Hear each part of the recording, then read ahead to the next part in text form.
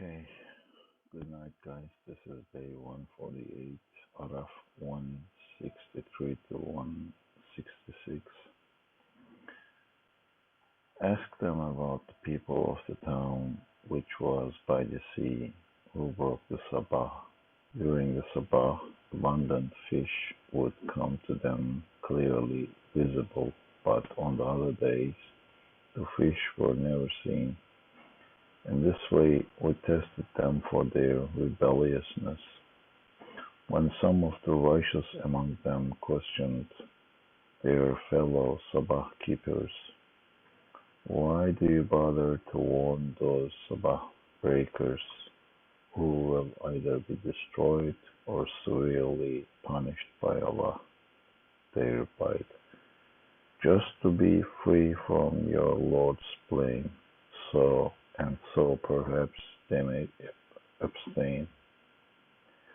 When they ignored the warning they were given, we rescued those who used to warn against evil and overtook the wrongdoers with a dreadful punishment for their rebelliousness.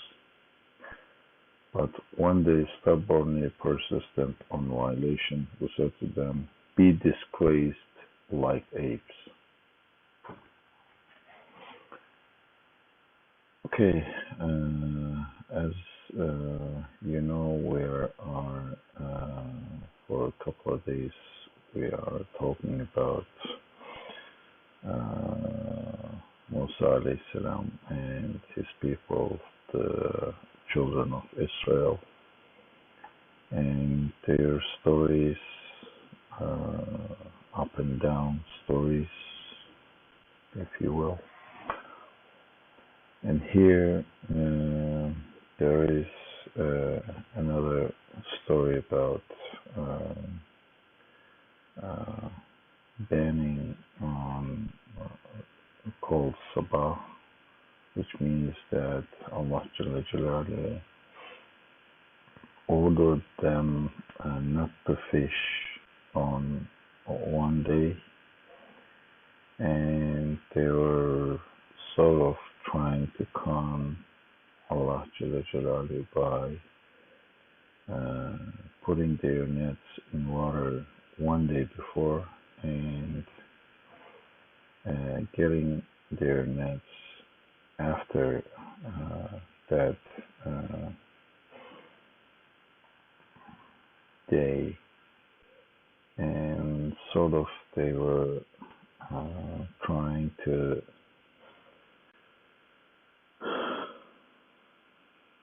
of course they were disobeying Allah's order, but it's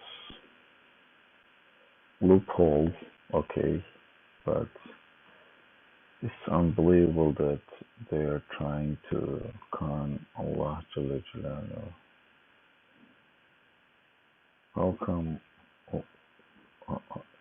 It's unbelievable that they think that they can con Allah Jalla Jalaluhu.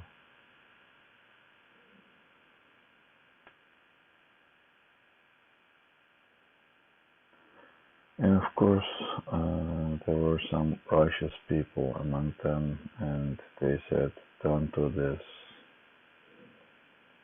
And as they say, good people have the obligation to warn others.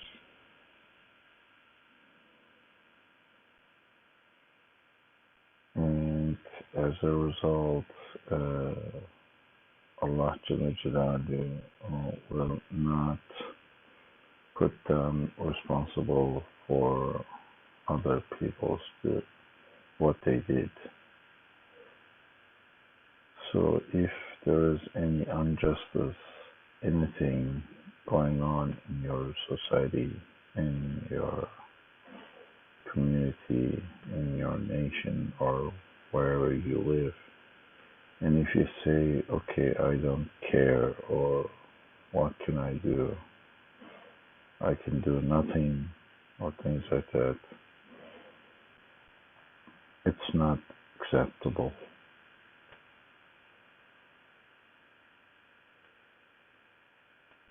You have to try to change it with your hands if you can, or with your sayings. You have to warn, say, or at least you have to, by heart, you have to pray Allah to uh, for them to stop doing all these bad things.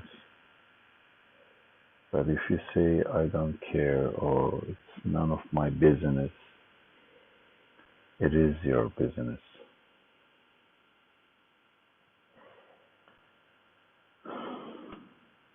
And what is the consequences of disobeying Allah's orders? Allah will most certainly, many times, as it says in the Quran, He will save the righteous ones and disgrace in this world, and also punish them and hereafter all the bad guys. And here it says it's be like an ape. And there are a lot of discussions and arguing on this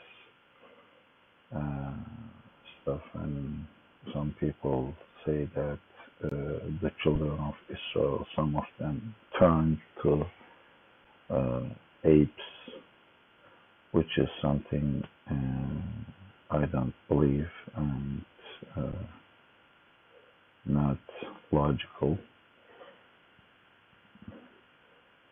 But we know that, and also we use even today in Arabic and most of the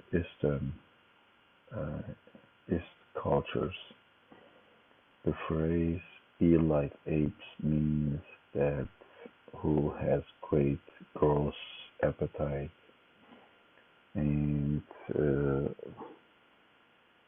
he loses self-control, acts on base instinct. There is no reasoning and dignity, and just gross appetite and all over the place, going all over the place, and no self-control. And if you see a people like this, you say it's like an ape. So Allah Jalla Jalaluhu made them like apes. They don't have any self-control,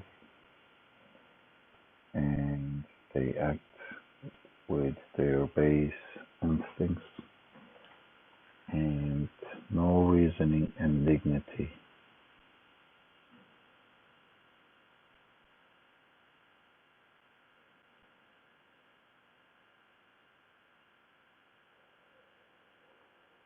Yeah, deliberate and persistent sin degrades people spiritually and morally. That's the result.